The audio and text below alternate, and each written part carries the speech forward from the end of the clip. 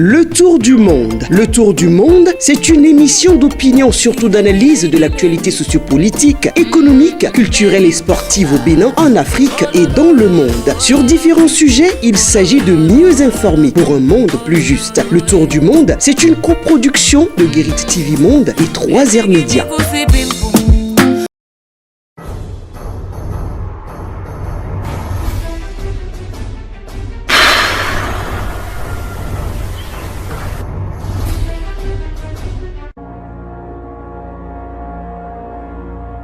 Mardi 12 juillet 2022, un nouveau jour, un nouveau numéro de votre émission Tour d'horizon.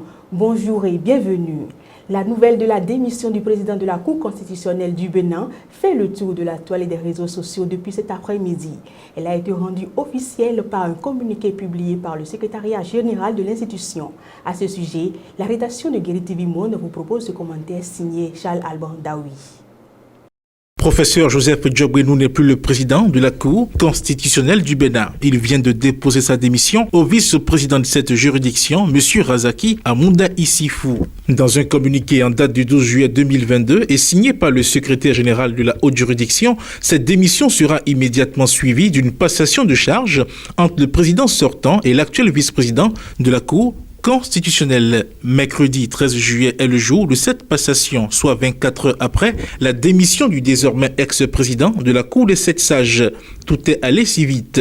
Il fallait être dans le secret des dieux pour entrevoir que cette démission a fait l'objet d'échanges entre le conseiller démissionnaire et le président Talon, rencontré lundi 11 juillet d'une part, et le président de l'Assemblée nationale d'autre part.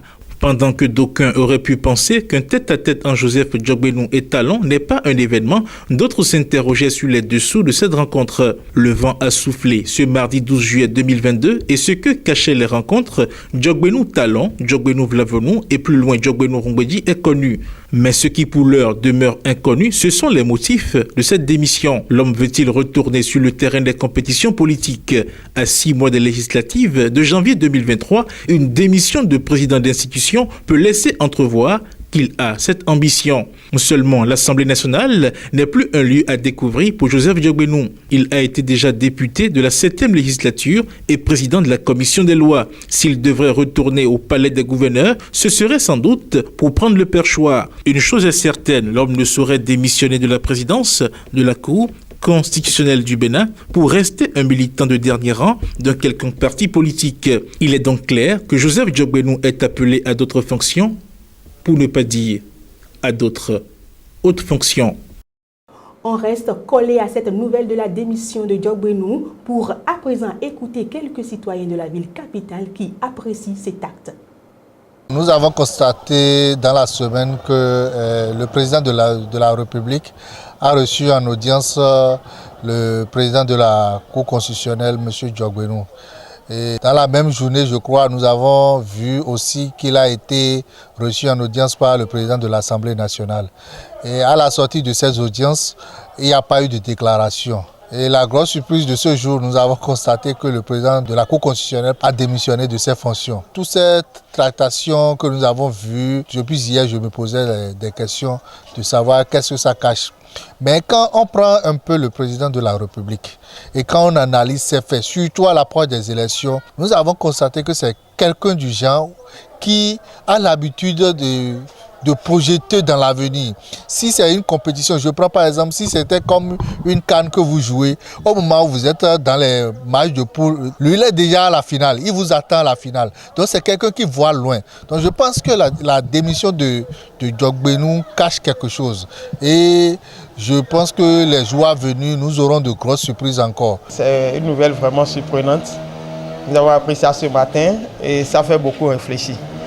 Après la modification de la loi constitutionnelle, c'est la Cour constitutionnelle qui a quand même validé tout ça.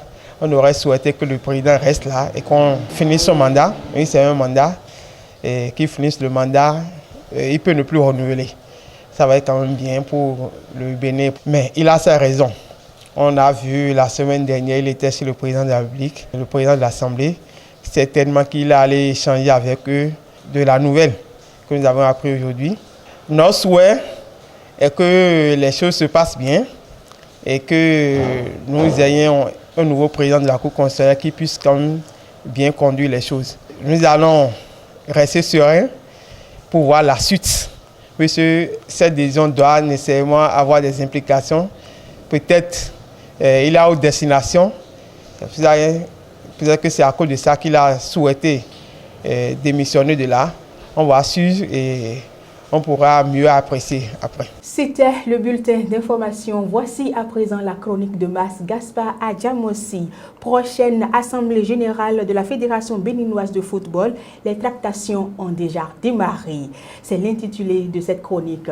Prochaine assemblée générale de la Fédération béninoise de football. Les grandes manœuvres ont commencé. Les acteurs du football béninois se retrouveront le 20 août prochain en assemblée générale pour élire les nouveaux membres du comité exécutif de la Fédération béninoise de football. Le processus de cette élection a été lancé par un courrier du secrétaire général de la FBF ayant en objet convocation de l'assemblée générale élective de la FBF mandat 2022-2026. Par ce courrier, le secrétaire général de la FBF invite les clubs du championnat professionnel et de Ligue 3, les ligues départementales de football amateur, les associations nationales affiliées à la FBF, l'association nationale des entraîneurs et l'association nationale des médecins et kinésithérapeutes à faire parvenir au plus tard le 15 juillet au secrétariat administratif les noms et prénoms de leurs délégués respectifs désignés conformément aux dispositions de l'article 24 des statuts de la Fédération béninoise de football. Cette note circulaire annonce certainement officiellement le début des grandes manœuvres en vue du remplacement ou du maintien de l'actuel président de la FBF, Marturin de Chacus. Même si personne n'est naïf pour savoir que les prétendants aux différents postes au sein du comité exécutif de la FBF agissaient depuis fort longtemps dans l'ombre ou au grand jour. Déjà des ambitions se font jour, ce qui est tout à fait légitime.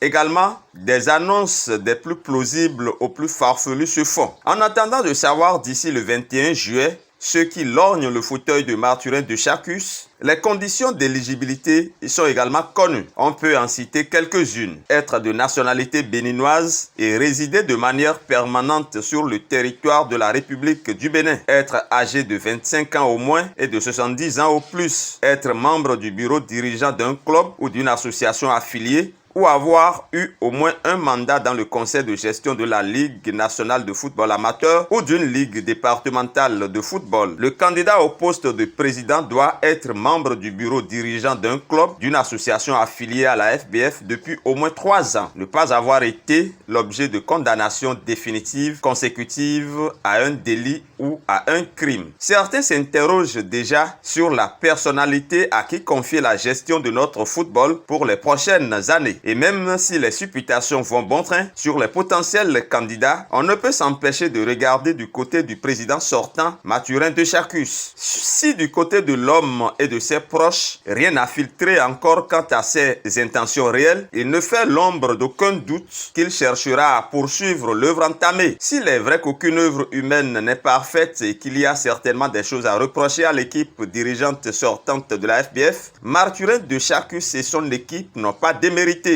Plusieurs succès sont à mettre à leur actif. Tout au moins, le dynamisme et le management du président de Chacus a permis d'avoir un mandat apaisé, sans antagonisme et rivalité publique, sans crise, sans guerre ouverte de leadership et sans étalage public des contradictions internes inhérentes à la gestion d'un groupe. Les relations entre la FBF et le ministère des Sports se sont aussi normalisées, quand bien même certains estiment que la fédération est ainsi devenue comme l'appendice du ministère des Sports. Quant aux résultats de nos équipes nationales, même s'ils ne sont pas toujours flatteurs, c'est sous cette équipe que le Bénin a passé pour la première fois de son histoire le cap du premier tour d'une Coupe d'Afrique des Nations et mieux, de jouer son premier quart de finale. C'est avec satisfaction également qu'on observe une participation des équipes nationales du Bénin aux compétitions des différentes catégories d'âge. Et que dire du championnat national qui est devenu régulier et qui gagne davantage en professionnalisme. Les grandes manœuvres ont donc certes commencé, mais s'agira-t-il de jeter le bébé avec l'eau du bain ou plutôt chercher à construire à partir de l'existant?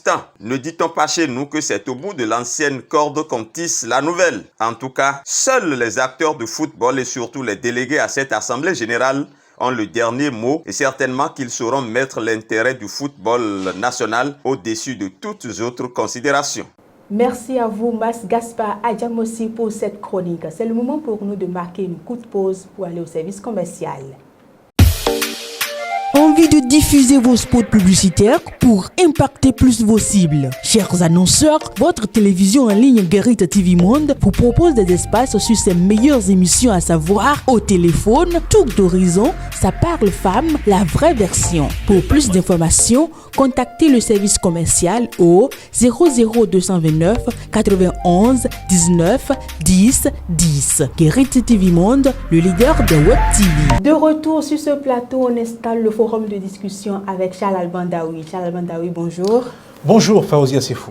Forum de discussion de ce mardi, on parlera toujours de la démission du président de la Cour constitutionnelle, Djogbenou. Charles Alban Daoui, que comprendre quel impact cette démission pourrait avoir sur l'institution?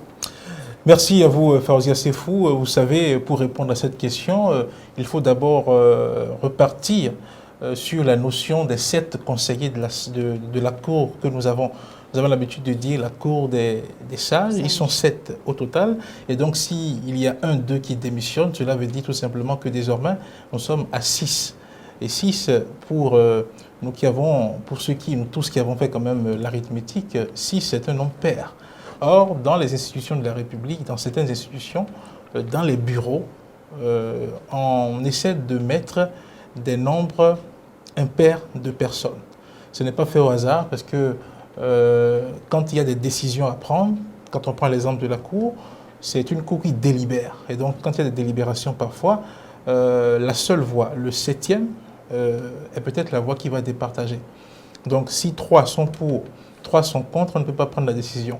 Donc, la 7e personne est la personne qui permet de départager. Donc, on peut avoir 4 pour et donc 4 contre. Donc, voilà un peu comment ça se passe dans certaines structures, dans certaines institutions où nous avons des nombres impairs de membres. Donc, avec la démission de Joseph Djogbenou, nous sommes là réduits à 6 membres.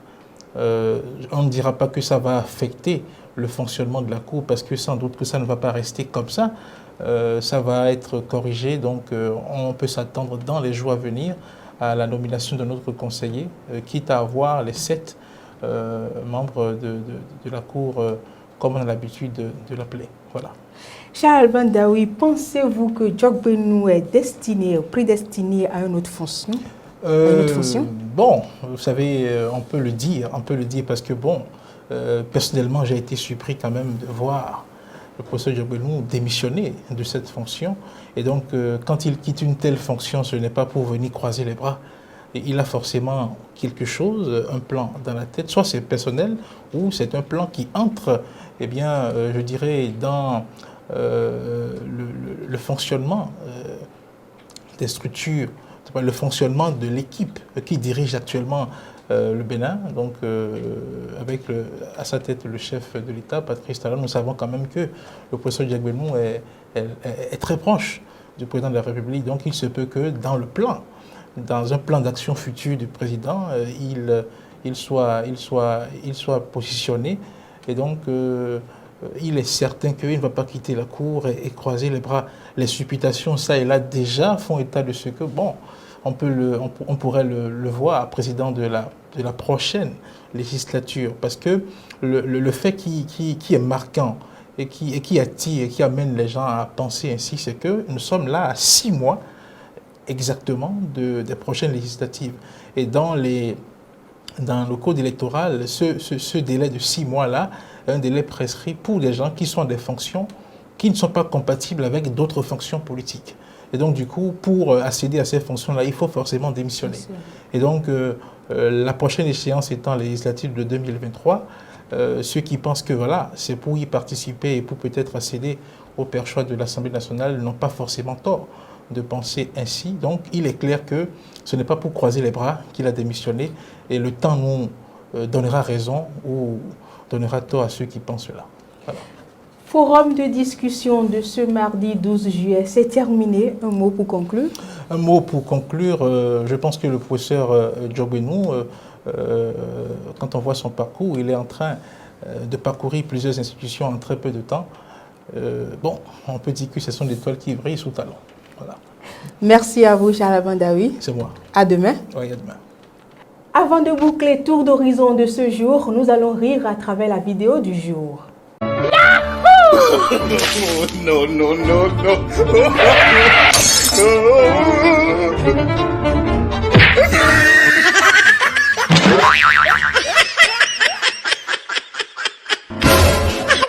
C'est la fin de Tour d'horizon. Merci de nous avoir suivis. À demain.